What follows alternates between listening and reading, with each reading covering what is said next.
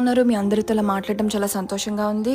అప్పుడే పుట్టిన పిల్లలకి లోకం రకరకాల పేర్లు పెడుతుంది కదా, చిన్ని, మున్ని, బన్ని, అబ్బో చాలానే ఉన్నాయి. చూడ్డానికి బుజ్జిగా ఉంటే బుజ్జి తల్లి అని, చిన్నగా ఉంటే చిన్న తల్లి అని, చూడ్డానికి ఎలా కనిపిస్తారో పిల్లలు నా పేర్లతో పెట్టి పిలుస్తూ ఉంటారు కదా. కానీ అదే లోకం పిల్లలు పెద్ద అయిన తర్వాత వారు చేసే పనిని బట్టి, వారిని చూసే విధానం కానీ, లేకపోతే వారిని పిలిచే విధానం కానీ మారిపోతూ ఉంటుంది. చిన్నప్పుడు ముద్దుగా పిలిచిన లోకం ఈ రోజు మిమ్మల్ని ఏమని పిలుస్తుంది? నువ్వు యూజ్లెస్ రా, నువ్వు దేనికి పనికిరావు అనా?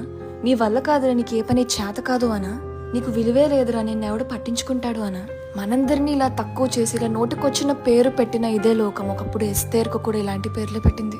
ఈ లోకం కంటికి ఎస్తేరు ఒక తల్లి తండ్రులు లేని అనాథలా కనిపించింది. కానీ అదే ఎస్తేరు దేవుని కంటికి మాత్రం తన ప్రజలను కాపాడుకోగల సామర్థ్యం ఉన్న యువరాణిలా కనిపిస్తుంది. నిజానికి ఎస్తేరు చుట్టూ తనకన్నా గొప్పవారు, తనకన్నా అందమైన వారు ఉన్నారు.